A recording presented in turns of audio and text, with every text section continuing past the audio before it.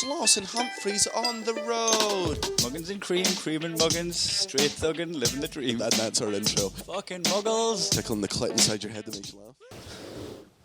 For those watching at home, on the YouTube or wherever we have these videos, where do we have these videos? You can watch this on Patreon, or you can listen to it on Spotify or iTunes. Right, but if they're watching this, where do they watch it? I mean, it's posted on YouTube as a private link. Right. And they get the private link with their Patreon subscription, and then they can send it to literally anybody. They could send it out to their like mailing list of 100,000 people. Oh, so they could like they're the cunt back in 1998 who knew how to chip the PS2. Aye. Okay. Aye, they could go like there could be a group of 3 mates going a pund each. Just kind of one of you get the link and we'll bootleg it. God, I hope we don't have any fans that working class. There is an option, you can put it on Vimeo and people have to be logged in to see it on Vimeo, but I just, you know what. I think eventually... If you need to do that, do that. You know what I mean? I wouldn't care that much. I think eventually we'll go free with the videos, but at the moment we should apologise to anyone watching on Patreon because it does... We are in a nice hotel. This is a nice hotel. It looks like a crack den. Aye. But only because we've took the photos down because it was glaring the lights back at you. Yeah. And that, look, but get the photo, prove it. It was literally a painting Natalie. Look at that. There's my wife. It was hanging up behind her, but wherever we'll put the camera, wherever we'll put the lights. We're not a professional outfit, but look, we've got a portable studio, and we're in fucking. What do you think Natalie looks like? I kinda. Aye. Do you know? She's got a big thumbnail. She's got a big thumbnail. She's got nice full lips. She's got big brown eyes. Aye. She's been drawn onto some brown paper. She's been drawn on to a brown bag, just like she belongs. I was a bit apprehensive about this video on this podcast. Daniel, I didn't like my haircut. Aye, me neither. I really didn't like it. You know what happened? You went in and went, try your best. They were like, what number would you like? And you were like, I'll have a 3.4. Just, you know what? Make it up. Can you do, instead of me giving you a number, can you just do pi all over my head? And by the time you'd finished, you were like, oh no, that's poo. You did poo all over my head. We'll let that one slide. We'll let that shit crack. I could have gone way worse and said he just did a number 2 in your head. That was the easier way. I did a mathematical poo joke. That is true, and I do like maths. You do know how to appeal to us, even though I did pie you one time when you tried to appeal to me maths. Pie you. Yeah, no, got that. Thanks, mate. Because he's hungry. So my haircut. Aye. I went into a new hairdresser his first try. Look, I went to the hairdressers I normally go into, and the shutters were down. Apparently not open on a Saturday. Hairdressers shut on Saturday? You can only go in when you're at work, apparently. To my barbers. Aye. Which is good for me because I'm fucking off through the day. Aye. Perfect for me. I walk in fucking 3 o'clock on a Tuesday, and I'm out, Barbara. I do get proper cunty when anyone takes a Saturday off that's not me. Aye. I'm like, what are you doing? What, you couldn't employ someone else? Well, no wonder you're not a fucking franchise. And do you know why you're not a fucking franchise? It's because you're shut on a fucking Saturday. Aye, why would you be shut when everyone else is off? That's when business is booming. Open it, fuck it up. Employ someone fucking else. This is unforgivable. This isn't capitalism. This isn't like capitalism is meant to be. This is churchism. Aye. This is fucking. This is meant to be open the entire fucking time. If capitalism was as good as it's fucking meant to be, you would be open 24 hours a day. There would be a different employee here in every 8 hours. They'd all have the same level of fucking energy. They'd all be getting paid the same, and they'd all have their own side businesses. How is anything shut if there's people unemployed? Aye. Because that means there's job opportunity. Because you have to shut because you haven't got the manpower. Aye. It can't be because you didn't want business. Right. Anyway, shutters were doing. And I went to the...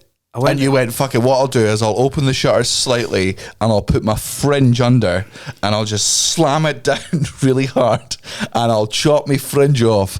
And because it was at the hairdressers, that'll count as going to the hairdressers. I've done it with a Brocken bottle. Done it with a fucking... What a shame you didn't have anything to drink afterwards. I done it with after the job you'd done. I done it with a light and a can of deodorant. Fuck's sake, man. I went in. And this is where you know... Have you got anyone new? Is there like a trainee anywhere? Like, is there anyone? Who's that? Who's that cunt sharing the bush out the back? I know he doesn't work here technically, but he works within the business. You're employing him technically. Therefore, by osmosis, he must be a hairdresser. Can he do it? I get him drunk. Get him drunk, spin him run 10 times, and just push him in my general direction with the scissors. Fucking cunt, man. This cunt, right? I come in, Geordie accent, right? Aye. It's pretty obvious where I'm from. Aye. Right? And I'm like, I have a number 4 back and sides, and I get my fingers on the top of my hair, and I'm like, and get that much off top. And as I'm talking to him, cunt looks out at his phone on the shelf. I hadn't even noticed this, right? Celebrates the Man United goal against Newcastle. Hold on. And I hate to do this. This isn't a dig, but which one? Ronaldo's first opening goal. Aye. 44 minutes in, or whatever it was, right? Aye. I'm like, oh, that's against my team, that. Man United fan in Glasgow. Well, he was Turkish. And look, now I just put I don't forgive him for that. Yeah, but however, Man United have got said the Chelsea fan living in Edinburgh. Man United have got incredible reach. They've got massive communities of fans. Man, I agree, and this is the one thing I've always fucking like. Don't get me wrong. When I initially started fucking supporting Chelsea, I was absolutely a glory hunter because I was sick of supporting Hibs, East Fife, and Scotland, and I needed some joy in my life. And 14-year-old Daniel Sloss just decided that he was going to pick a fucking team, and it was going to be Chelsea because Jose Mourinho was in the papers a lot at the time. He had a lot of time, and I was born in London, and I was like that a lot. And people go, "You're a glory hunter," and I'm like, "Fine, man, call me a fucking glory hunter, but as long as you go to Africa and to every single African child wearing a second or third hand bit of clothing that has Chelsea on it, you do the same thing to me that you do the same thing to them that you do to me. Go, you glory hunting little piece of shit. You glory. I don't understand. I'm just trying to get support your local team, man. Go and fucking support Partizan El Congo. I go support the Ivory Coast, who actually they're playing in their bare feet and that. A very good team, and Drogba actually entered a civil war. That's a country though, isn't it? It's not like a local club. To be fair, when Drogba ended the civil war in the Ivory Coast, I do actually think that was between the two local teams, but I don't know who they were. I'm going to assume. I think we should look into that because that's really interesting. That Didier Drogba just was like, you know what? I love Gaza, but he couldn't even stop Raoul Motor. Yeah, Didier Drogba walked into guerrilla warfare and just went, lads, man, fishing, chicken, bag of beers, and everyone just went, Didier, Didier. For those that don't know, Ivory Coast was in a civil war, and Didier Drogba, the Chelsea legend, one of the greatest players to grace the Premier League, scored in 10 more finals than Thierry Henry did, who scored in 0 finals in his entire career because he was a seasoned player and not a big game player. The curse of the bottler. Aye. He should have played for Tottenham, actually, now that I think about it, not scoring in any single final. Thierry Henry was truly a Tottenham player at heart. You know what? He should have been in the same breath as like Ronaldo and Messi and all that. If he turned up when anybody was watching. But did you not see me score that hat-trick against? Won a World Cup. I think Thierry Henry. Did he win a World Cup? Yeah, of course he did. 98. 98. Yeah. 98. Yeah. Was that Henry? Yeah. I'm really like. but you've said it in such a way now that I doubt. Hold on, let me Google it. You've made me doubt myself now. He absolutely was a World Cup winner. He definitely fucking was. I don't know why I felt like he was he must have been quite young at the time. I feel like he was a generation after that. I mean, no, there he is. There we go. Of course he is. That's why I said it. Trust your instincts. Trust your gut, Humphries. It's always been good to you. But he also didn't score in that final. No, he never does. Never scores in a final. Are we doing this podcast just for Ryan Cullen, just to make him square? Was this all this is? Ryan Cullen doesn't listen to this podcast unless he's on it. Much like me. Baldy! Easy ass pricked up somewhere. Aye. You think, huh? So I did hear Drogba. Let's just, because we don't know what happened, let's paint the picture of what happened, right? Like, they were facing up against each other. There was the Ivory Coast and the Ivory mainland were like at either side of the battlefield. And they were about to go in, and then Didier Drogba just rode in between them on his clothes horse. The elephant is the national animal of the Ivory Coast. So Right. His clothes elephant. Yeah, His clothes so, elephant. yeah. You can dry loads of clothes on it. So many clothes on a clothes Aye. Lots of Man United and Liverpool shirts. What got us onto this? I'm in the Barbers, right? And he fucking celebrates a Man United goal, and I'm like, you know what? Have your celebration. Like, it's Ronaldo's big day and all that, right? I'm fucking chuffed. We got to 45 minutes with 0-0. Mm-hmm. Have it. I thought it was going to be worse than this, and I'm not. If just thought I was the enemy. But you know what? This is the thing. Being anti-racist is spotting racism in yourself. And every time I walk into the Turkish Barbers, I spot racism in myself. Oh man, but this is the racism. This is what the racism is. I'm like, nah, I'm gonna ask for something and I'm gonna get whatever the fuck he gives everybody.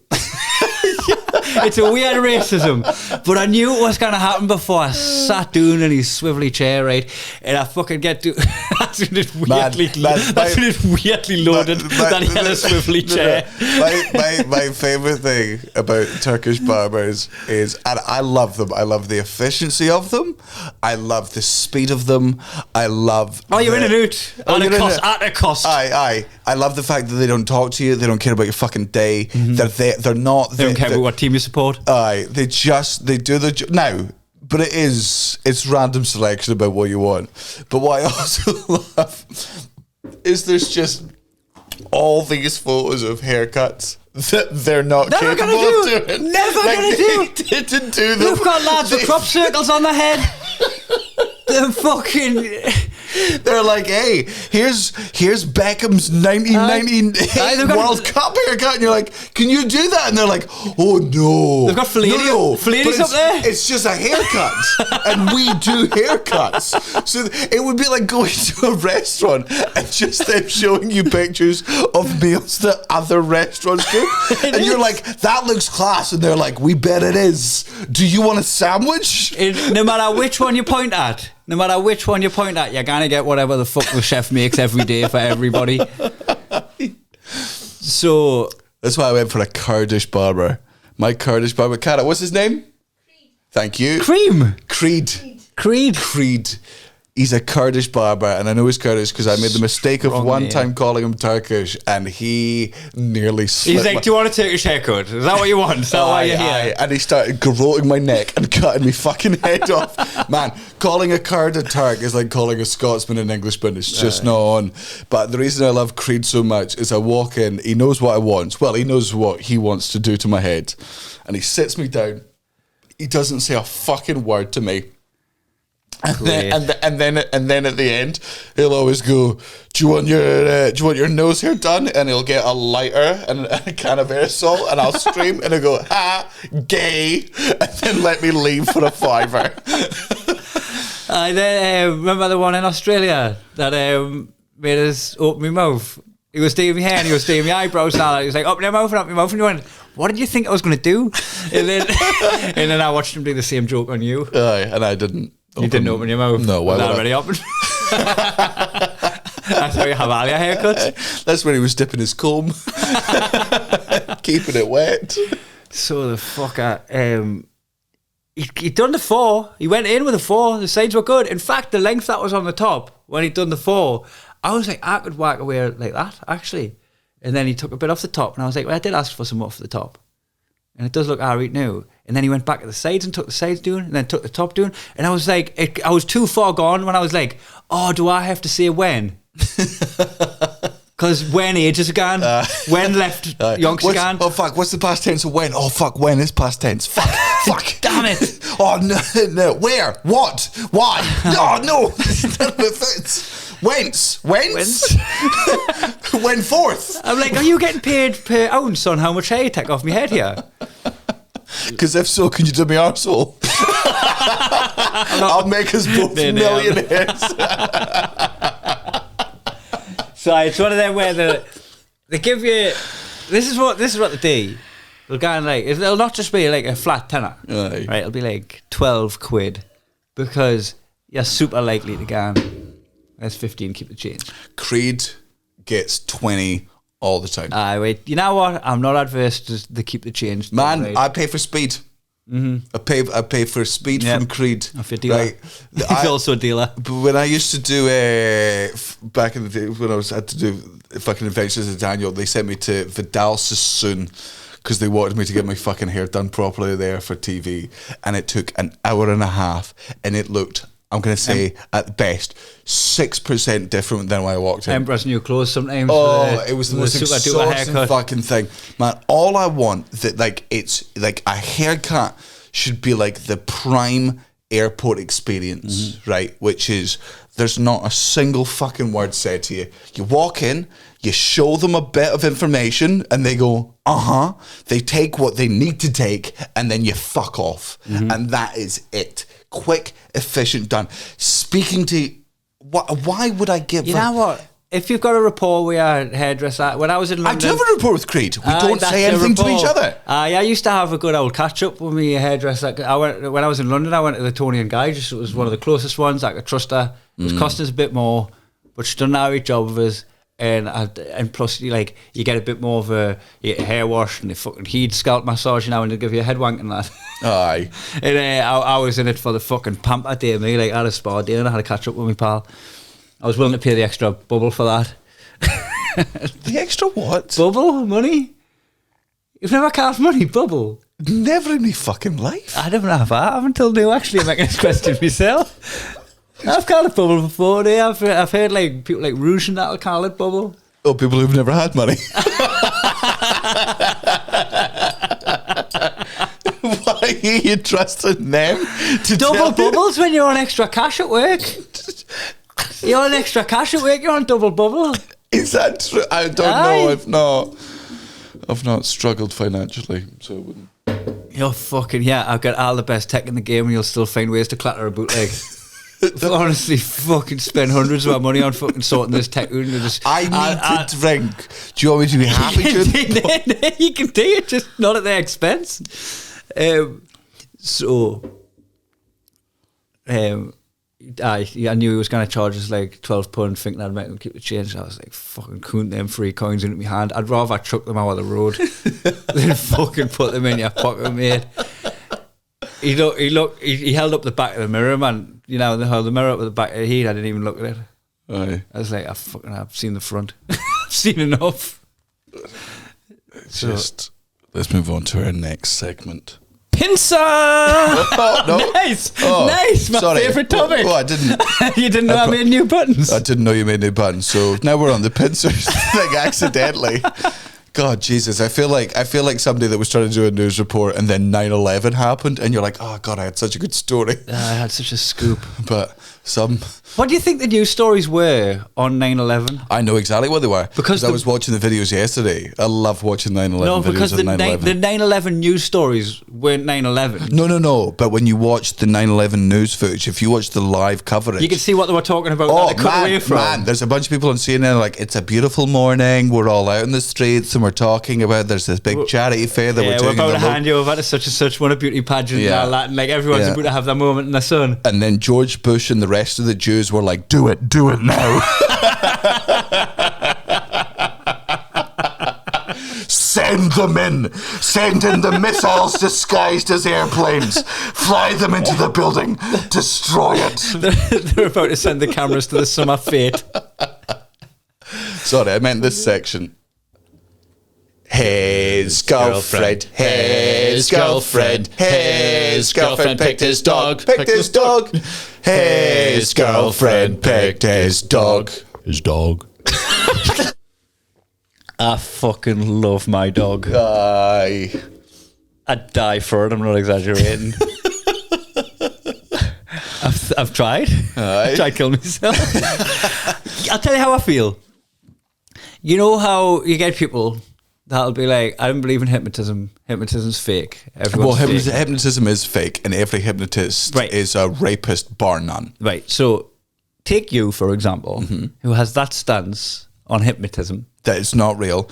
And the only reason hypnotism works, hypnotism only works on people that are stupid enough to be hypnotized. Like there is genuine scientific studies, which is if you do not believe in hypnotism, it is impossible, regardless of how good air quotes hypnosis is, you cannot be hypnotized. It is directly related to how gullible and thick you are as a person. That is scientifically proven. Anyone who believes in hypnosis is beyond stupid, and every hypnotist is a rapist. Say it again.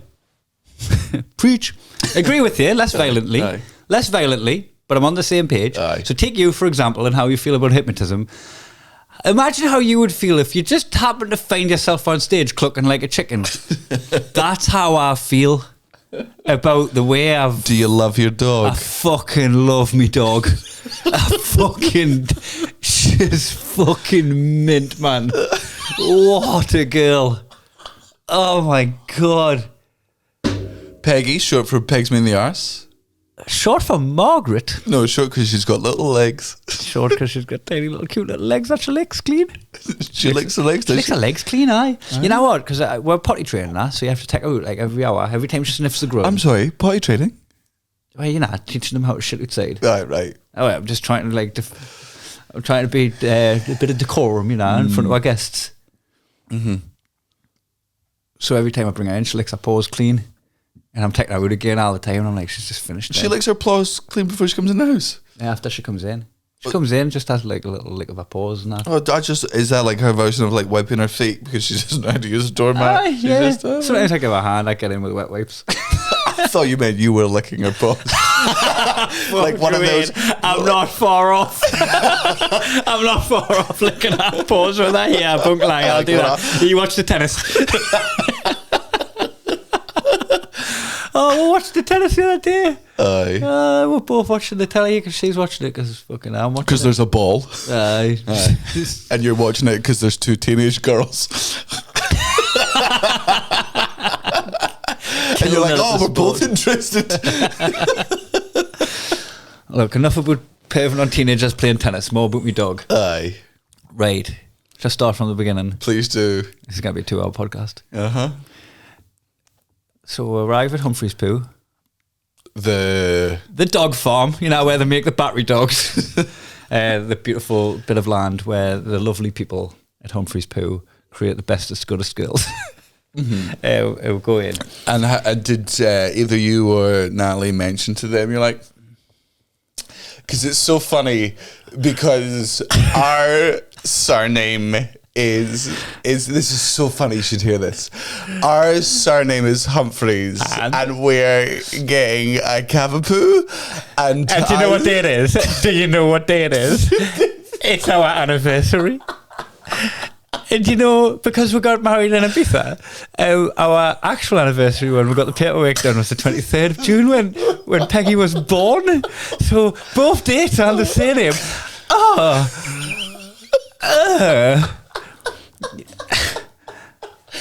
I hope you hate yourself. I know I didn't do that, but that is how it lined up. And I am going to the guy. Right, I grabbed him by the head and I'm like, I don't believe in fate. Or hypnosis. Daddy would kill me if he found that out. This isn't meant to be.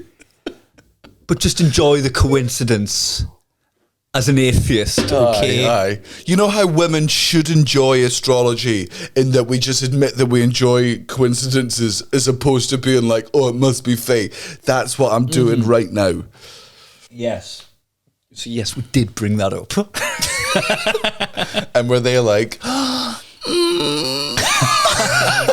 It was like, can I just get the money? They were like, bring out number 7364.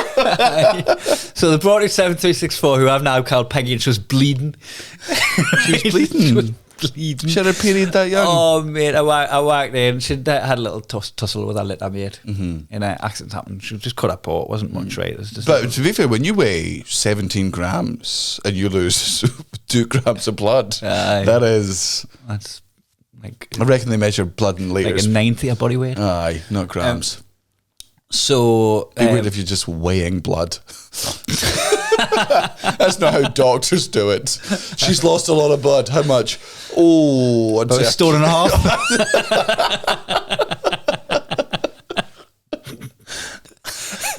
so she's got a paw, and he's dealing with that, and like he's dabbing it, and she's taking it well, but then he puts her on Natalie's knee, and she just starts trembling like a leaf, right? Aye. And my whole thing wasn't like, oh bless her, she's scared. It was like, oh for fuck's sake, Danny's right. Danny's right. I've corrected this $2,500 for a coward. I could have just bought a mirror for a $5 and showed it to Natalie. Had an angle pointing at me. She was like trembling, and then just something switched where she was just like, I'm not scared now, I'm cool, and then just started like licking up with Natalie, and she was like, you're cool, you're fam, you're gang, you can stay. Aye. Oh, she was speaking in the hard gangster language, was she? She kissed her teeth. Like, all right, blood. Then put her on my knee. She give it the same beans. Had a little tremble for a bit. Aye. And then gives a lick. Was that right? And then we just had a little chat and all that, and talked about like care, how to go on, like feeding, potty training, and all that sort of what, like, you know. Wait, you talking to the dog about this? Aye, the guy had left ages ago. And he's Oh, right, sorry, like it's not right. Sorry, I thought you were like, so Peggy, this is what we're gonna do. We're gonna take you in the car. We're not gonna put a seatbelt on you because they don't fit dogs. You should be jotting this down, by the way. Aye, can you not write yet? Aye, just use your blood. Oh, you've been thinking about bleeding. My poor heart. So we get out in the car, right? And she's all right. She's just confused. She's looking around like, I don't know what this is. I've never seen this alien world before. I'm being abducted, but I think you'll all agree that I'm handling it pretty well. This is her internal monologue that I'm projecting upon her. And I'm driving along out the country roads, and Natalie's like, oh, she's licking my hand. And I look up, and she's licking Natalie's hand, but Natalie hasn't had a look to watch the licking of the hand. Poppy had spewed all over her hand and was just eating it back up.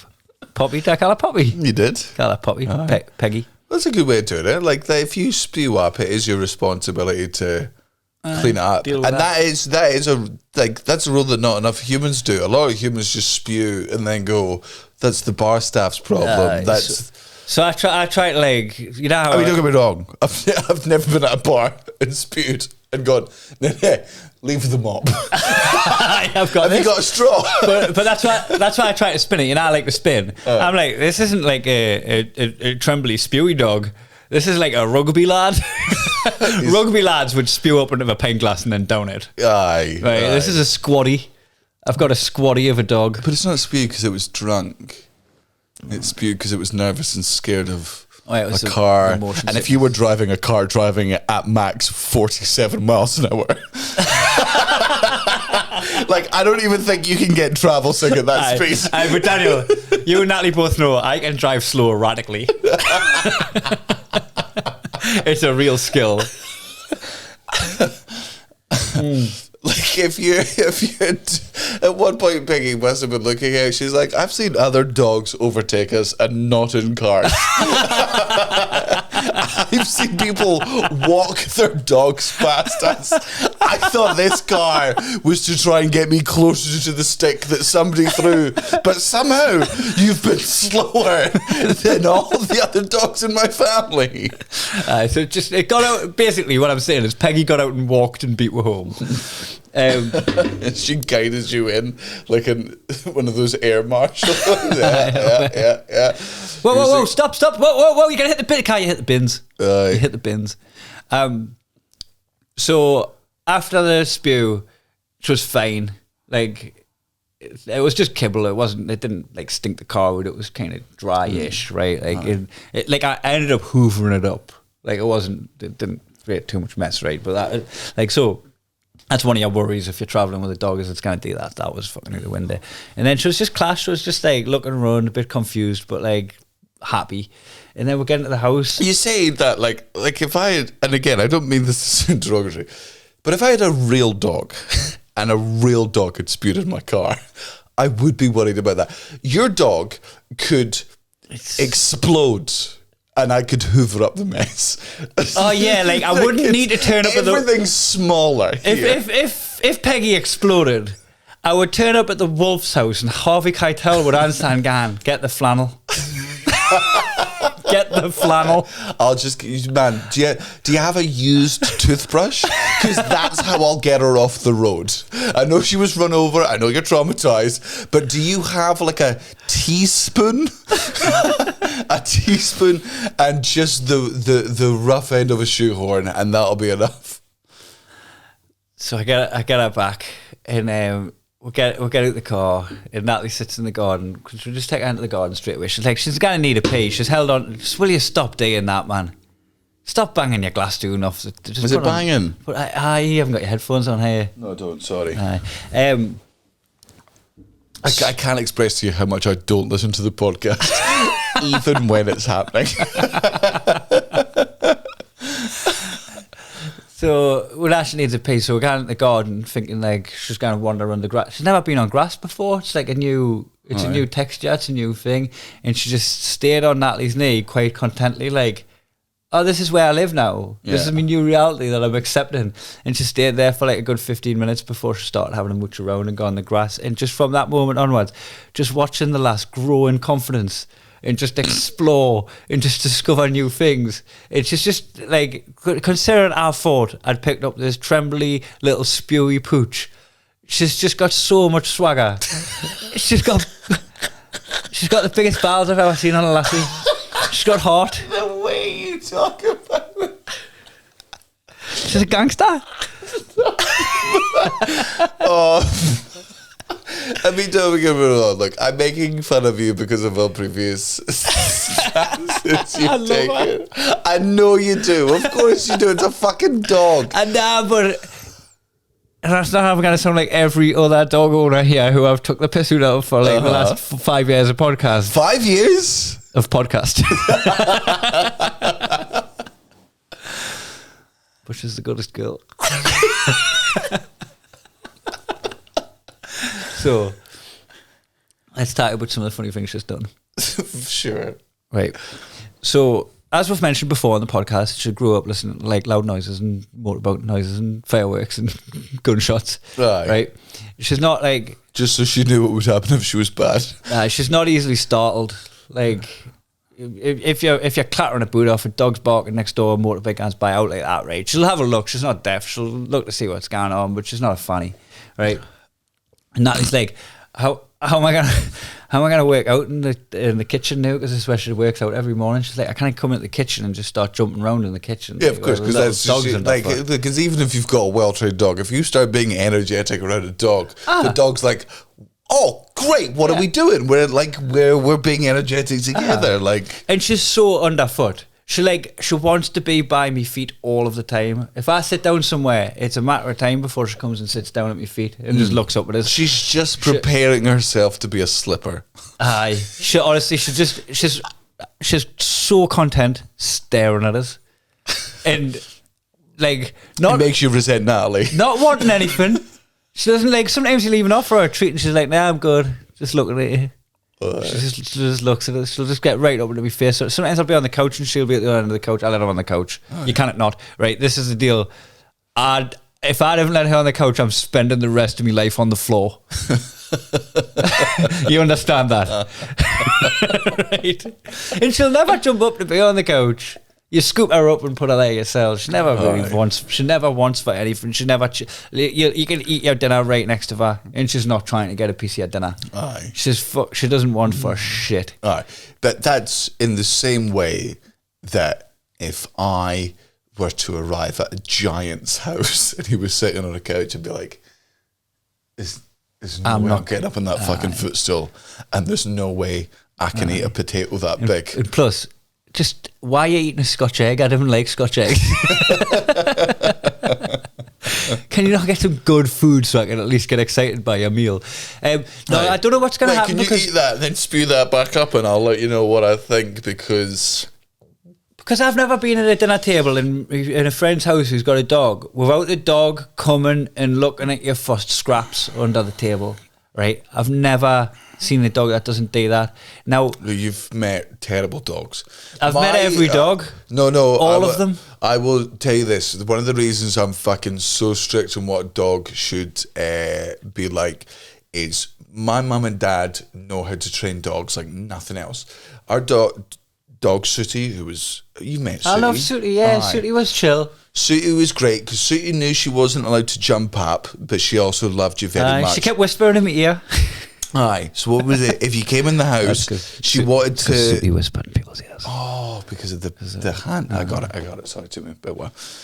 But you'd come in the house and she'd be at the front door and she'd be so excited to see you, but she knows she's not allowed to jump up, so she'd run over to the stairs because she knew the loophole that if you were sitting down on the stairs, she was allowed to jump up because you're not standing. Mm-hmm. So you take your shoes off and she'd just come over and be like, could you fucking hurry up and take your fucking shoes off so I can run over there and cuddle you? She was dead. Restrained. She I love restraint. She knew the rules. See, the thing about Sooty was never allowed in the kitchen, and she acted as if there was a fucking barrier there. She'd peer in occasionally, but would never dare for a fucking second step foot in the kitchen, because the point of dogs is they have to know their dogs. Mm-hmm. If you are raising a dog as a child, you are desperate to be a parent, but you don't love your partner enough to try. And that's why you raise your dog like a child. Aye. Yes. Raise your dog like a dog, and you're a dog owner. And that's why the question I was going to ask is, do they all start default? They're not trying to get my food because they don't associate me sitting at a table with food and me sitting down and eating. Well, of course, they're not stupid. They see the thing going into my mouth. They're not dumb, right? But they've got their set meals. They've got their kibble that they have. They've got their treats that you give them occasionally, right? They don't get the your food. The minute I start giving them my food, do they then see me eating my food and try and get some? Could you come and throw a hand grenade into my house by coming in and giving Peggy a bit of a sandwich?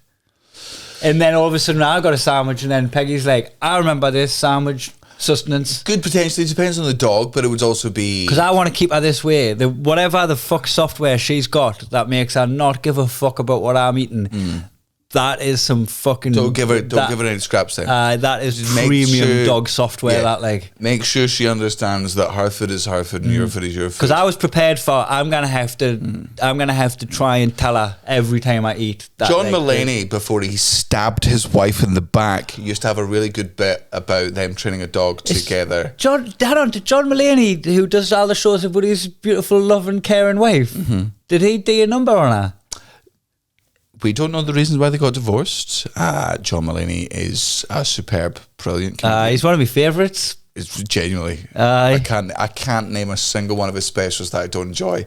I think Big Mouth is exceptional. And I think it's such an important show. Like, I wish enjoying his comedy really relied on him loving his wife. A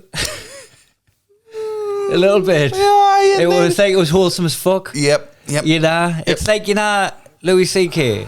His stuff was funny until you find out that he swings his dick at women. And then you're like, that's not that funny anymore. John Mulani, no. I think John Mulani, we do... Look, people are casting a lot of shade on John Mulani. And I don't know the bloke who, man. We don't know this is right. Man, and also, he's an addict. So, I mean, like, I think it's like booze and coke. Weirdly, one of the mental health issues that still isn't like embraced by, like, people even look at it as like, oh, mental health issues are looked at as like, oh, look at druggy. Like it still hasn't been any form of addiction, because people just it's got to be people still heroin. think you're weak. Yeah, it's got to be heroin or booze, so they don't give a shit. Mm-hmm. Like, it's that thing of like, oh man, you're addicted to something that's not addictive. Right, they go, well, it's just willpower, and you go, well, yeah, kind of, but you understand that the whole point of addiction is like, it's not logical. That's the definition of it. Yeah. Can you start to see that I do have a problem with willpower? This is how I'm living my life. Look, I'm just jealous that John Mulani is a better comic than me, and got to have sex with Olivia Munn. Is that? I don't know who that is. You would know it if I showed you. Did you ever watch The Newsroom? Is that the one with Jeff Bridges? Not Jeff Bridges. Not Jeff Bridges. But I know exactly what you're talking Jeff, about. Dumb and Dumber. Yes. Everyone's shouting it at the podcast. Yes. It's what they do. Jeff Dunham. Jeffrey Dunham. Who's all Jeffrey Dahmer. Dunham. It's not. It's Jeffrey I just Dahmer. agreed with you that Jeff Dunham. I know, I'm playing. Yeah, he's in new. He's in Dumb and Dumber It's with his, Jeffrey with his puppet. Jeffrey Dahmer. Who is it though? It's not Jeffrey Dahmer. That's it. They know his name. They don't care. We don't need to arrive there. They'll work out. Jeff. No God. Bezos. Jeff Bezos. They don't care. This is. It doesn't matter. They'll Jeffrey, work out. Jeffrey We can from move on. Rainbow. She's Sloan in that, and she's very, very good. I can't mind it. Oh well, it's excellent. Dev Patel wasn't that as well, wasn't He was, he? Yes. as was Alison something, who is, and I don't like saying this because it's a cruel thing to say. What's an unattractive lady? She has too round a face, and every time she was on screen, I was like, "That's not." You can't. Who let you be on television? You can't say someone's a munter anymore, but I still think it'll nod me head. Aye, you can. Well, man, but this is my when, head still goes munter. But this it's is like when- it's not like you know. but you feel bad, man. This is when fucking empathy comes in, right? I don't doubt that people have looked at me and thought munter. Aye, But I've course. also got that. Man, there's some people out there which is like we shouldn't just Don't just of course that. Hold on a minute. no, we shouldn't judge people based on their looks, right? We shouldn't judge people. We should fucking be better at that as a society. But Frank Ribery is fucking rancid though. He's a fucking rancid man that I shouldn't have to fucking look at, and I shouldn't think that.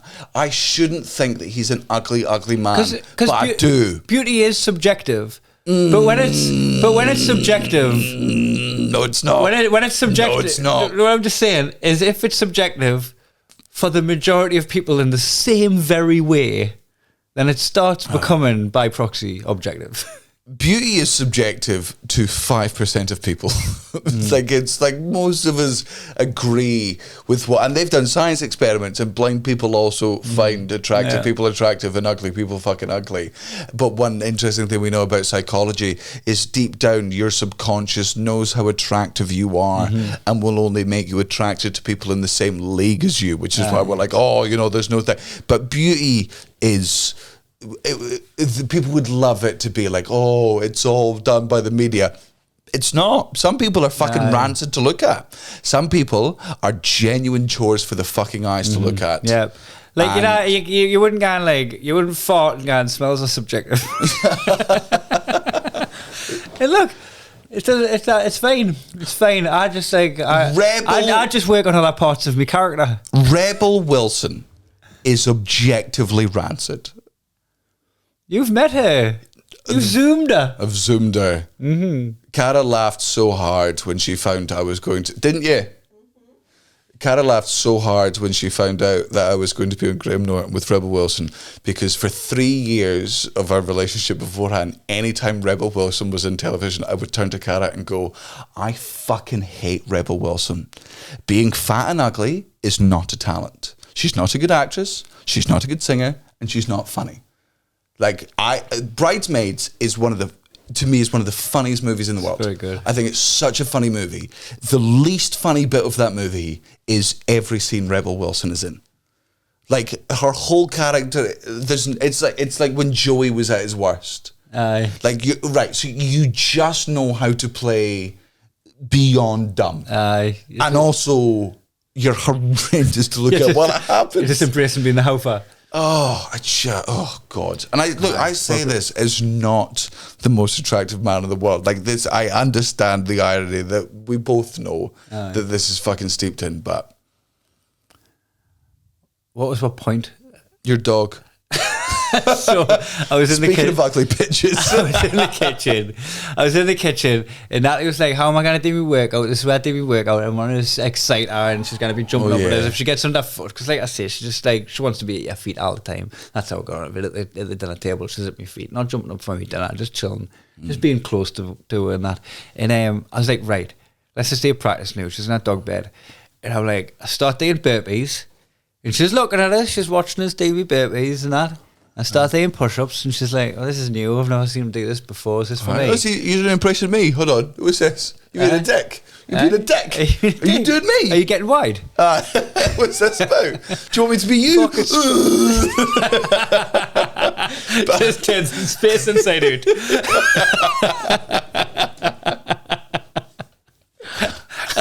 Pink-eyed. I don't want to push me fucking eyes together. Do you want us to look like you just chews all its fur off? It's because of my haircut. I start doing star jumps, and obviously that rocks the floorboards a little bit. Like the fucking start getting the vibrations of the star jumps and decide to join in. Leapt up in a full fucking springbok bounce off the bed. Landed in a water dish. Which to her is a full-size Olympic pool. Knee warning, and now she went full Tom Daly. She was underwater for 6 seconds. I had to rescue her. I had to remember my lifeguard training. I had to remember my Concordia days. Fucking, I dived in. Nearly drowned myself. I was fully dressed. So I should fucking jumped in the water. I was fucking hilarious because anyway, she's just chilling, looking at us, watching us dancing. She's like, "Yeah, fucking, I'll go in the water, me. Can't kill myself. Fucking living with this cunt." Should have couple of them where, oh mate, I come in the first morning because I was worried because we're leaving the crate. It's called a crate, but let's be honest, it's a fucking cage, isn't it? We'll put on a cage our night, and they didn't mind it. Like it's. Don't listen to any cunt out there that is fucking like, oh, you can't put a dog in a cage. Mate. It's a fucking terrible dog owner that doesn't know dog shit about fucking. Everybody asks us if she's a rescue. Just lie. Loaded question. Just lie. I just can't. I do lie. I say I got it from a battery farm. Like, yeah, just, I got it from an unethical breeder. Man, they just need to know. Man, every dog and pet we get in the future, I'm telling people it's a rescue because it just saves. Why didn't you not rescue? Because I didn't want one with PTSD. I didn't want a fucking damaged animal from a previous cunt. I respect everybody that does it. The world's a better place for everybody that does it. The world needs the people that rescues dogs. I want a dog with pristine software. I want a fresh dog. I want a fresh hard drive that I can fucking it's I want the dog to have the best start. Look, some of us go to cinemas and the rest of us go to Blockbuster, and that's fine. Okay, if you want a Blockbuster dog, have a Blockbuster dog. If it skips a couple of scenes halfway through, you'll be fucking grand.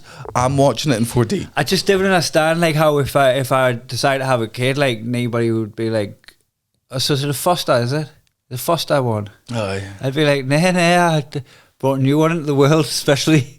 Like, oh, when there's already ones in the world that are struggling. Like, anyway, I'm not getting into it because I really respect people that do it. Oh, I think really anyone that rescues dogs is great, and they are objectively better than me. But I'm not going to let them know that, and that's why I'm going to lie to be amongst the ranks. Like feminists. I've been here before. I'm going to say the thing that gets me less in trouble. Yes, Rebel Wilson is a munter. Feminism. Hey, right? If you want to make it fair, let me think of a guy that's a fucking munter. God, there are none.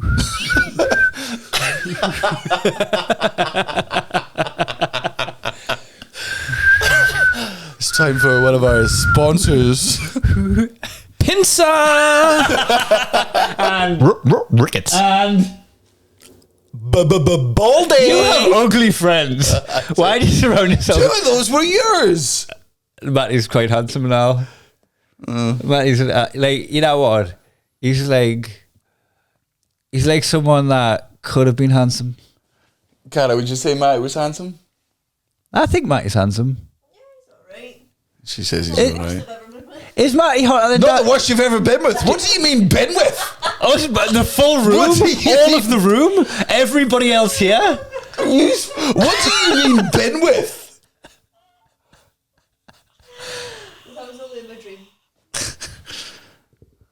Do you think Matty's hotter than Danny? No. What if he wasn't here? What would you say? Yes. There we go. Oh, I didn't mean it. I know you didn't. I've seen Matty.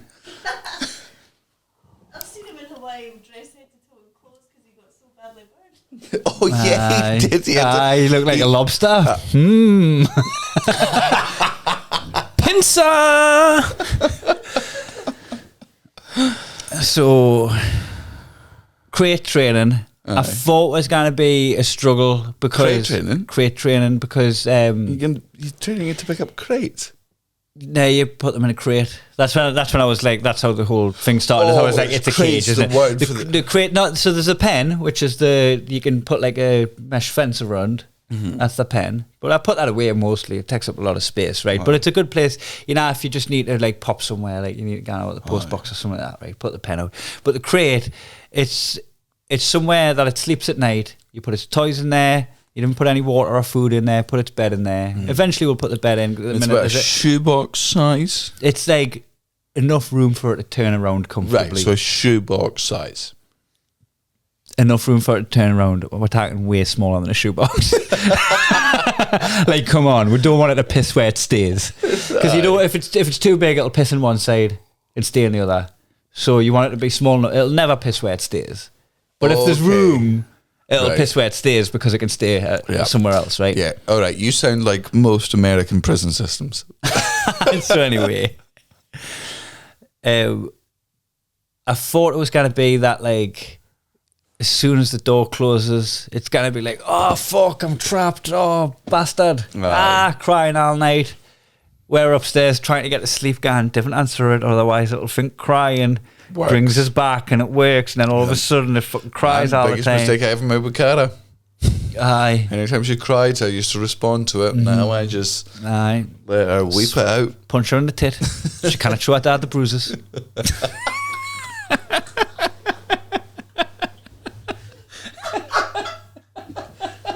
Not unless he's subscribed to her OnlyFans.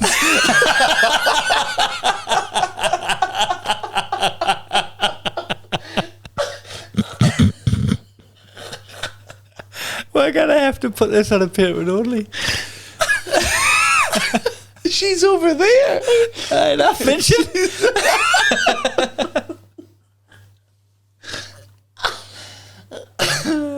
Karen, make with drinks, man. Feminism. Can we get a feminism? Can we get a feminism button? Keep telling you. We'd have to have a woman on the podcast, or I'll not. And now I can't keep wheeling Gene out every 6 months. So, Like the Republicans do every time. Hey, we don't hate black people. There's one that runs in Georgia. Come on. I fucking get Candace Owens on. Oh my God. So I thought that was going to be a hassle, like putting her to bed, right? So, like, chuck our toys in the cage and that, and she'll go in of her own accord. And you shut the cage, and she'll look around because, like, the clinking of the metal. But she didn't flip out. Left the room, and I heard her, like, she was making a couple of squeaks, not like full blown crying on. A couple of squeaks. I could hear the cage rattling where she was maybe like having a little bite of it and that. And then when she realised now what was happening, she just chilled her beans, and I just stayed there around the corner for a bit, like, listening. And I was like, she's all right. I went to bed. She was fine all night. You were just like a dad dropping his kid off on the first day of school. It's a bit like that, aye. I mean, I've never had that, but but I know exactly what they're going through. Yes.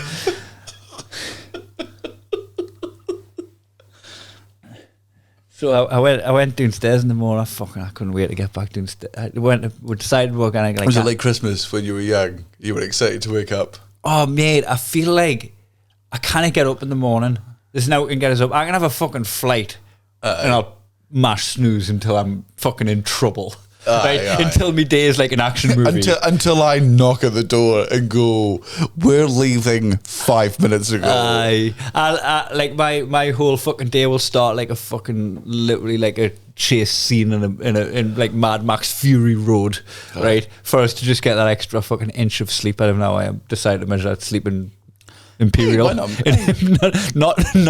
length measurements. Not imperial, not the already established method of measuring time in minutes, seconds, and/or hours. Yeah, just an inch of sleep.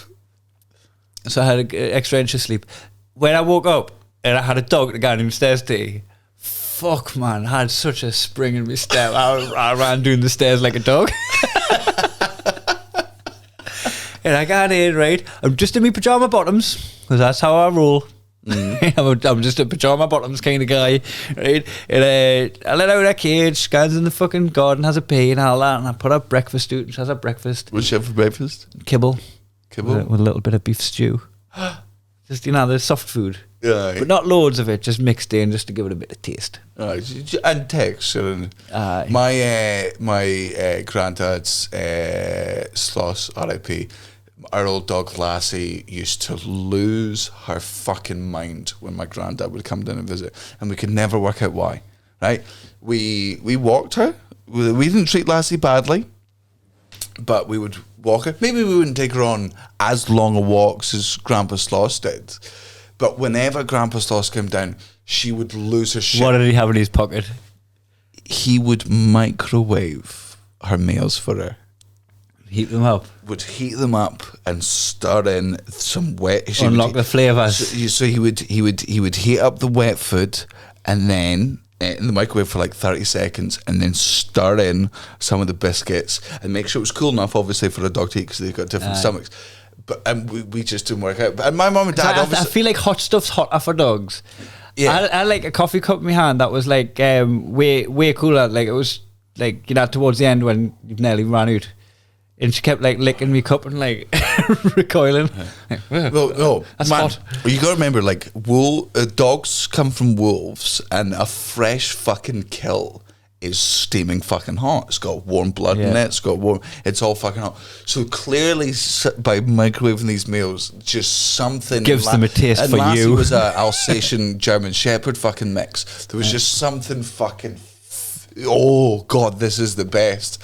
But neither my mum or my dad were like, we're not microwaving a meal for a fucking dog. Like, I can't bring myself to that stage. But what I'm telling you is, if you want to treat Peggy, when I come home, if you want to go fucking nuts when I come home. Aye, if I want to start getting points on Natalie on the sly. Natalie's got a couple of days on you at this point. Aye. And you must be devastated about that. Nah, I love them together. Aye. I fucking love seeing them together. Also, sorry, I interrupted your fucking thing there with the food. Yeah. All right, so start the day. This is my first full day in the house. Yeah. With Peggy, right? And she hasn't peed in a crate. She goes outside for her first pee. She eats all her dinner. We'll have our breakfast. We'll do that jumping up, right? And then I fucking scoop her up and sit on the couch. Didn't have a top on. You or the dog? The dog never has a top on. Well, but it could have a top on if it went to Daniel. The dog tried to breastfeed out me nipple. It sucked me nipple. It instantly leaned into me nipple. It thought I was King Charles Spaniel III. It poked at its lips. No teeth. No teeth. Oh, clearly Mammy must have fucking yelped if she used her teeth. Does your dog not have teeth? It has teeth, but not when it's breastfeeding. No old licks and lips.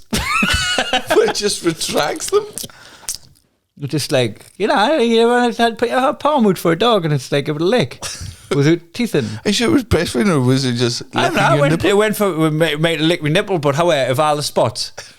Like, wonder what it was you were trying to get out of that. I wonder what pattern forming you've done to make you think that you're going to get a healthy protein snack out of old titty here. Couldn't try to breastfeed out of his foot as a dog, fought his mummy. It was like, normally mum's got 6 nipples down there, but that would require a 6-pack. Oh, no, never mind. 2-pack. Made me so cool. somehow made me so cool for having 2 nipples. 2-pack. Ambitions of a rider. So, I tried to breastfeed others. She chews on a bull's cock. It's called bull pizzle. Bull Pizzle? You get it from Oodles. Hold on, tell me that whole sentence again. You get bull pizzle from Oodles.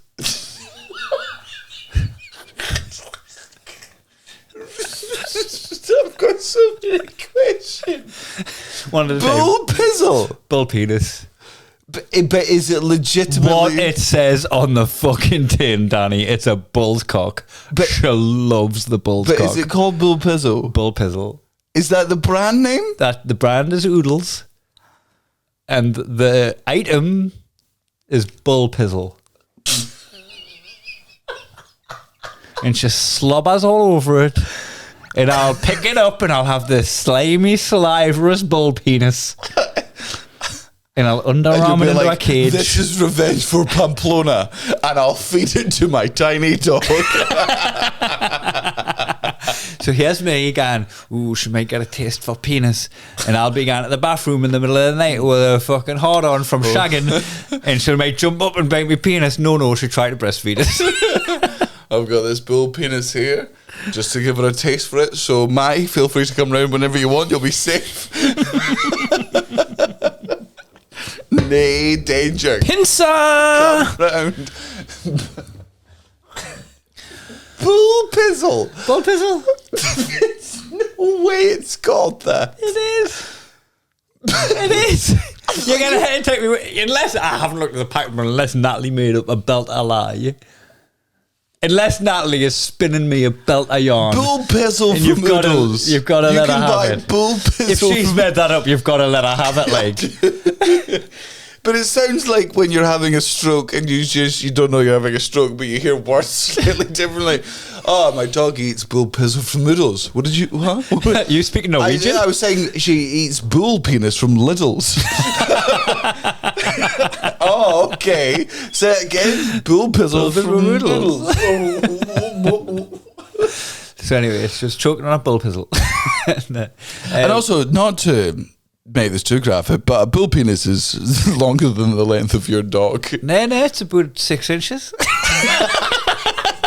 Also, God, if you're watching, if you're watching on the camera, Kai's impression of what 6 inches means, he must have told Natalie that you had half an inch cock. 6 fucking inches, baby. She takes it all. I've done the joke wrong, didn't I? I was meant to go 6 inches. I think I 6 inches. Oh, did I ever tell you about you know when we're talking about your most used dad joke? Aye. And like it's like I'm going to jump in the shower. Well, you should step in carefully. My most used dad joke is that I pretend loads of time has passed after I've shagged Natalie. Like it'll be like 11 o'clock at night when we start, and when we're finished I'll be like, oh fuck me flight, and I'll pretend to pack. And I fucking overcommit. I overcommit all the time to like, oh fucking hell, it's 6, you got work. Even though it's like 3 minutes past 11. Aye, that's the joke. Great, I enjoy that. That's a fun joke. It's a fun joke. I let the moment pass. I didn't just dive in. Overshare with my sex life, yeah. Aye. But Natalie started doing this thing where she'll just afterwards, like shortly after I finished, she'll go bored.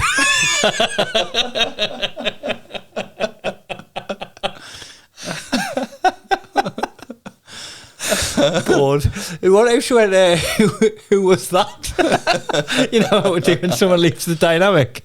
Who was that? Anyway, overshare. Me and Cara don't have any sex banter. She just leaves a 50p on me back for the next guy. Next use of the table. Do we have any fun having sex? Do we have any fun having sex? No. Fun? Aye. You fell asleep reading a book the other day during sex.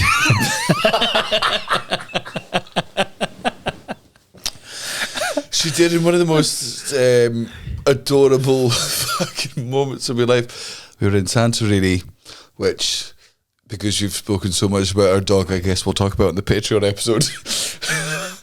Yeah, hold it. Aye, we'll talk about it in the next episode. But we were in bed. There, let's just make a long episode. Have we got enough battery on this? Because I haven't got it all plugged in. I think we do, but also Cara is trying to go to sleep. Cara, shut up. I'll tell you what you're trying to do. Oh my God, if you answer back to me one more time. You're not trying very hard to sleep, are you? Aye, because I'll fucking choke you out. We can help you. We can help you get to sleep if you want. Hey, Dad, watch that in your OnlyFans. Just so everyone knows, she's laughing at these jokes, and Aye. we went to Santorini. We had probably one of the best holidays I've ever had. It looked very good. It was unbelievable. It did look glorious. Oh man, I can't express how just what a beautiful. It's such a small island. Like the 20,000 people live there at most. And I suppose like they've priced out my lot. Aye. Is that why you like it? You Man. get any of the riffraff there, like? No, there were no stag do's. There was no like the only hen do's were there were like Pincer! the only hen do's there were divorcee hen do's where it's like, Clarissa, you're better than him. Look at this. Look at the world. Is it divorcee Hindu like it's the divorce party or it's the second marriage? No, it's and they're not getting large and they're a bit long in the tooth now for a trip to Zante. The guy that took us from the airport to where we were staying was just like, there are 3 types of people that come to Santorini. They are new couples. They're, you fucking hypocrite. They're new couples. They're old couples with kids, and nobody brings kids over the age of 13 because no teenager wants to be on Santorini with their parents. Nah. Because it's just so beautiful and nice that it's just there to fucking relax. Like, yeah.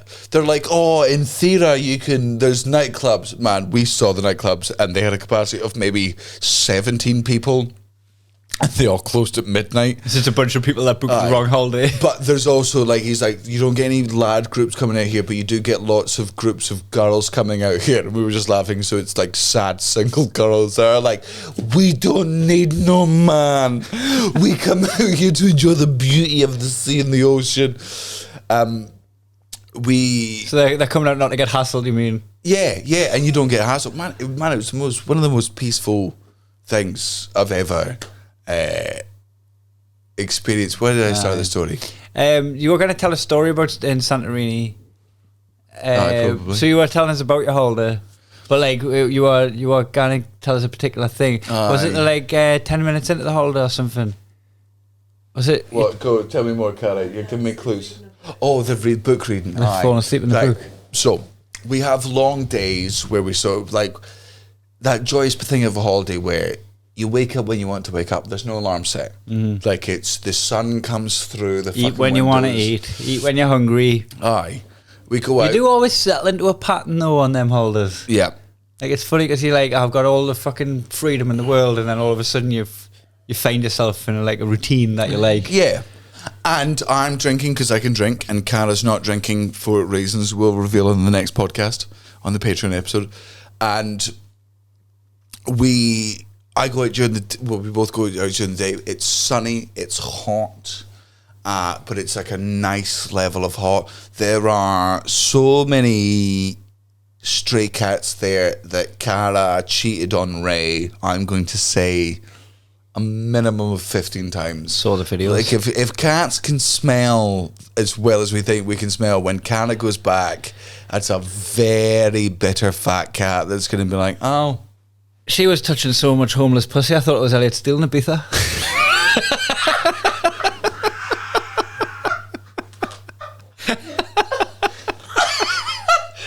Write that in your next book, Sarah Pascoe. Get that doing you. Aye.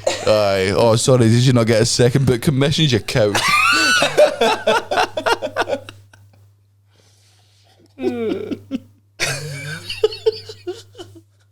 I'm tired. But I'm currently reading Red Rising, and I know I spoke about it briefly in the last podcast. I got so into the books, right? So into the books, They're such a good I always thought I preferred my fantasy like old school, like orcs, magic shit. Yeah. Whereas Red Rising's more futuristic. It's set like And 700. maybe you need to read a couple of the normal standard ones for you to enjoy that one. Aye. You know, just to break the concept a little bit. If you're like me and you like the old school fantasy where it's magic and wizards and stuff, Red Rising, I would say, is the perfect introduction to sci-fi, which I've never really been that fucking interested in, because it combines Greeks and Romans culture and stuff with future. Anyway, I read the first book. I adored it, like to the point where I'm desperate to finish the books just so I can read the first one. I don't really want to read the second and third one again. You've been reading like mad at the minute as well. You've been like proper chewing through books. Well, because there's the occasion I go through things where I'm so desperately trying to better myself, like, but I really struggle to better myself because it's really hard to read factual books all the time. I find factual books so interesting, but I can only read them for like an hour and then I need a fucking break. Where if it's fantasy, I can fucking chew through it. In fact, I have to know what Fantasy's still better, man. Fantasy's still living your life through the lens of somebody else. If that person's fictional, you're still going through the empathy of like living another character's existence. Aye, but it doesn't. It increases your language, and I'm fine with that. But it doesn't increase your knowledge. Which is an important thing to me as somebody who Unless your knowledge is of fantasy books and then you can talk all day about it. No, but that's not real knowledge. I always thought that, you know, if like somebody's like talking to you about politics and you don't know much about politics, and then you go, oh, do you see the football on the weekend? And then they'll just dismiss it and go, oh, no, I didn't really watch the football. And you're like, I didn't just dismiss you when you talked about politics. Like, I've got knowledge, I've got intelligence, but I just apply it to a different thing. And just because my thing you don't decide has value. Anyone that's into politics, even no matter, if you're hugely into politics, even if you're a Labour voter, you're a Tory. You know what? I kind of get to it. The more I delve into politics, the more I get upset with people who I usually like. So to stay out of politics is really healing for my friendships and relationships. Anyway, yes. Red Rising. There's one bit in the third book where something happens, and I got so angry to the point where I fucking put the book down and I said, Cara, we're going for lunch. And I'm 85% into the book. Like Kindle tells me. Angry like Red Wedding. Everybody who you love dies. Oh, yes. In fact, angrier, because Red Wedding happened in fucking book 3 out of 9, allegedly. So I knew there was future. Whereas Red Rising is like a trilogy, which is itself, and then there's another trilogy afterwards, which is the same universe, but some time afterwards. But you could comfortably enjoy the first trilogy and not move on. We are 85% into the first book, and something happens, and I am white hot with rage. Like I'm screaming. I'm not finishing the book. Like the author has fucked it.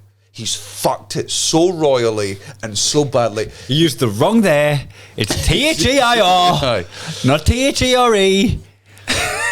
But I, as you say, I read a fair bit when I get in fantasy. The reason Cara reads less than me is because Cara, when she reads, just reads until a book is done. Like it's a one setting sort of thing. Like if she gets into a book, you don't have a bookmark. You just got a day in the wanna. Pretty much. You can't do that. Like it's madness. That's like getting in the weekly shop and trying to just plow it into one meal. But she gets so into the book.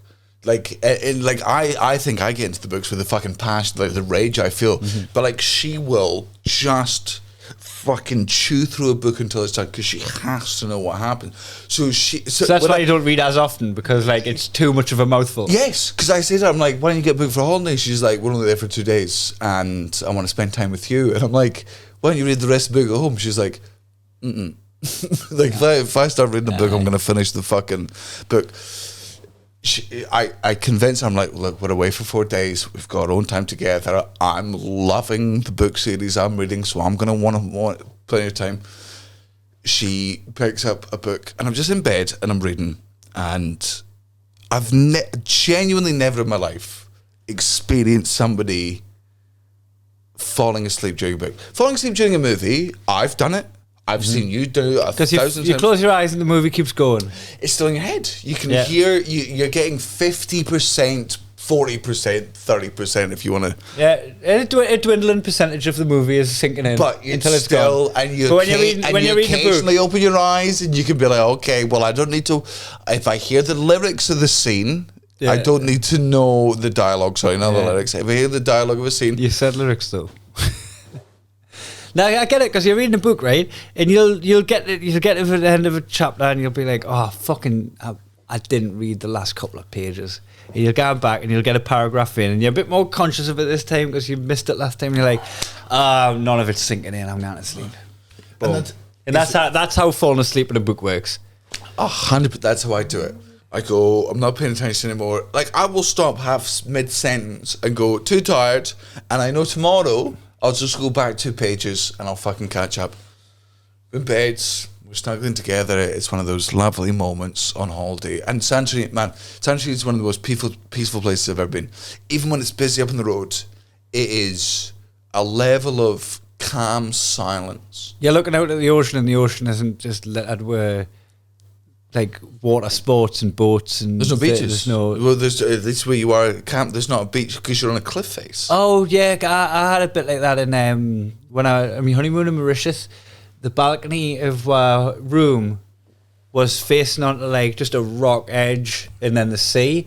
So there was a shower on the balcony, and you would just shower naked because you had privacy, because there's just a whole world of nothingness. If you want to go to a there. beach in Santorini, there are 3 amazing beaches, and they're all on the south side of the island. If you're on the north side of the island, it's cliff faces or docks, and that's it.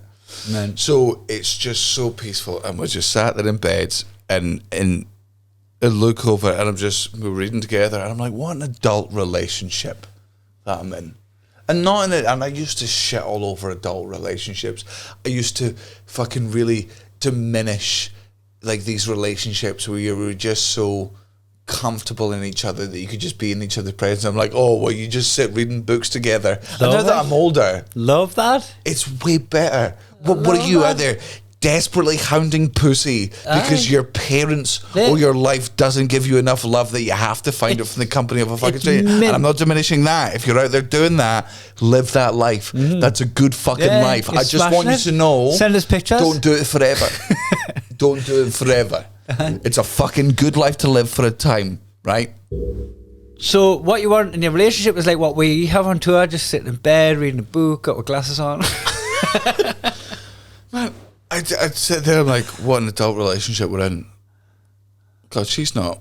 She's a slow reader. I know she's stupid. Aye, but I haven't heard that page turn away. She hasn't stuck her finger in my mouth to turn the page in a while. Man, she's just asleep reading a book. She's doing it now. Oh, she's awake. I couldn't see her eyes for the pillow. But she was just so... She'd literally fallen asleep reading. I can't fathom that. Aye, is that done you? Does it throw you for a loop? No, like I've seen it happen, so I know it's real. But look, one of my... The big difference between me and Cara that I learned early on in the relationship was when I started going to therapy after the fucking extra, right? Mm-hmm. And when I'm in therapy, I start getting to the bottom of a lot of my anxieties, a lot of my fears, a lot of my, as much as, you know, I've got this fucking bravado and confidence, which is true and it's me. Like, I know what I'm good at and I know what I'm, but because I know you shy away from things you're not good at. Yes. Because I know what I'm very good at, I know my weak spots as well. Or not even shy away from things you're not good at. Say that things you're not good at are shit and people that do it are cunts. Because I've got to diminish it for my own fucking call. So I go to a couple of fucking therapy sessions. I in a time of my life when I'm being sober as well, so we're getting to all these kinds. And because big thing in my relationship is I want to be honest with Cara all of the time. No matter how bad the honesty is, I want her to know every part of If you don't like her dress, you want to tell her. If her arse does look big in it. Which and it looks massive. She's got a big fat arse. She needs to know. She's got a big fat arse, and I love shagging it. What's off. That's the Scottish What's porno. that? It's the horrible it's the Scottish. It's the horrible Scottish. It's not the threesome. porno. It's the WhatsApp messages, isn't it? The voice memos. No. That's the Aberdonian guy. Cara, do you remember the Aberdonian guy? Yeah, that's the hammies. Hammies. Aye. Can we get that on the buttons for the next podcast? We can. The Scottish porn on the buttons for the next Scottish podcast. threesome is the two squaddies that are fucking the Scottish lass, and at one point she's like, "You've got a farce, and I love shagging it." It's just one of the ones. It's so just matter of fact. There's no Shakespeare in it. It's just Ron. It's just Ron. Have you burst? So I've lost my train of thought. She's got a fat ass. You love shagging it. I do. She falls asleep reading books. No, that was it. Yes, right. So I'm going to therapy, and because I want to be honest with her, and I want her to know exactly how my mind works. Because I'm very privileged to be in. Don't know how to tell her you still love her sister, but hate my own. I want to be honest with her all the way through. So whenever I come back from therapy, I want to tell her what I've learned about myself and all these things, and I'll just pour out a bit like, so it turns out I'm anxious about this, turns out I've got my fears about this, and then fucking COVID kicks off, and I'm still in therapy, which really helps me through COVID, because I'm talking about my anxieties of COVID, I'm talking about my feelings of self-worth during COVID, and I'm telling doing some real soul searching. And I'm telling Cara all of these All your discoveries. all of these fears, and just because we're in a relationship, I'm like, do you ever feel anything like this? And she just goes, I guess I've just got a quiet brain. Peaceful in there. I'm just like, Isn't that great? It's not. She's just happy, man. And it's way better. Isn't that the goal? Yes. Isn't yes. that But the as singularity someone- that as everyone's someone trying to achieve? He was a narcissist, egocentric, God complex motherfucker. Was one of the most. When I'm just like, here's all my fears, and she listens and she cares. Because they're my things and she wants to take them on board. But then when I'm like, and you feel the same way, and she's like, no, just SpongeBob music. Just most of the time. Up there, real good, dead happy, aye. Yeah, just got me cat. Me big fat cat and me big bald Cullen. Baldy! I love it. So we've done We've like an done hour and 20 minutes, right? Which is like 2 hours, isn't it? Yep, exactly. But I've still got loads to talk about. I've still 10 got past midnight. So let's just do this then. This is part one.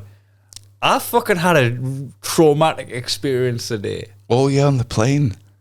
Like, my flight got redirected because somebody died. Aye. On the flight, and it's not a big plane. It's not like it happened at the other end of the fucking, you're on this long haul flight. It was like your typical internal flight. Aye. I was watching blokes do CPR. Don't give too much away. We'll get. Oh yeah, I'm not gonna clickbait people with fucking someone's No, death. we are. But Yes, we are. we are. Yeah, of course we are. So if we've learned anything from Have a Word, it's how to clickbait. If you want to find about how Kai let somebody die in his flight, that's right, let. So I'll call this best episode yet. Fire emojis. You'll never believe what happened with Kai's dog. Also, I've got way more to talk about my dog. Aye, and I've also got some news. Are you clickbaiting them with your news? Yes. You got good. It's pretty cool news, like. Not as good as the dog, but It's not. It's on par. No, it's not quite as good as my dog. we don't have to do dad jokes. Look, they stayed for 123 minutes. That's it. No, 1 hour and 23 minutes. 123 minutes would actually be 2 hours. Like you said. That was the joke. Imitating life. Oh, I didn't know you did math, but of course you like math. I see. Yes. So right, come back Thursday. We're gonna, because Danny, my dog, had a huff with us, and I was worried that A rough. A rough. We'll let that one slide now. One at the beginning, one at the end. Everyone does shit jokes twice. Once on the way up, once on the way down. It's like panto. Explain Peter Kay's entire career. Garlic with bread. Oh, you know, I was talking about the other day about, you know, how I had the translators on, sign language translators in America, in Edinburgh, various gigs, which in rush hour I had the translator. Imagine translating Peter Kay's garlic bread routine. So the deaf person sat there without the performance. They're just getting the words.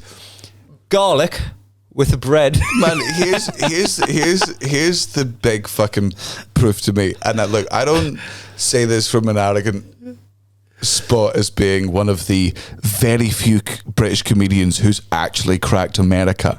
One of two. Aye. But like, you know, it's like when the Peter Kay, like, oh, he sells out Wembley, does this. I'm like, you know how literally no other country in the world gives a piping wet hot shit. Like, people in other countries, they know about Michael McIntyre, they know about Frankie Boyle, Bridges they know about global. Russell, they know about Russell Howard, they know about no other country in the world gives a fucking shit about Peter Kay. Perhaps Because he's shit. Perhaps Benidorm. Yeah, Benidorm. that pretty much takes it. Garlic bread. Even Peter, Americans. Everything goes with bread. You can have bread and butter pudding with raisins. Also, it's garlic, you daft cunt. That's like saying salt and pepper squid. Salt and pepper. You know what? Right. So, I want to tell you about when my dog had a huff. Like, honestly, I thought I huffed my dog. I thought I was going to come to Athens and my dog was in a huff. We'll talk about it Thursday. Like, honestly, that's a 1 hour podcast Look, itself. This is the plug for the Patreon. All right. Okay, see you Thursday. Bye.